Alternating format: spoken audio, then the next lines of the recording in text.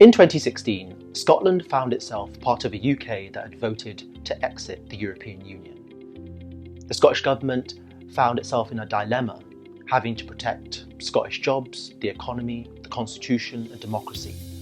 The Scottish Government also found itself in an awkward position of deciding whether it could even afford to protect the gains of devolution, to push forward the gains of independence, but most of all, the idea of presenting itself as an economic, credible partner and actor, pushing forward the logic of independence. Of course, the Scottish Government now has decided that it will expand its business credibility by proposing business hubs all across Europe.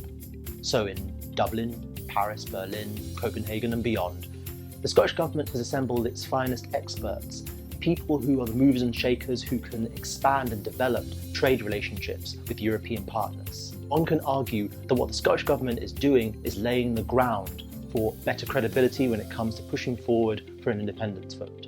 The wooing of voters who felt like independence was a luxury they couldn't afford and luxury the country and its economy couldn't afford. But one has to consider the way the world economy has transformed. The world economy is completely unrecognisable from the dot-com boom, let alone from World War II.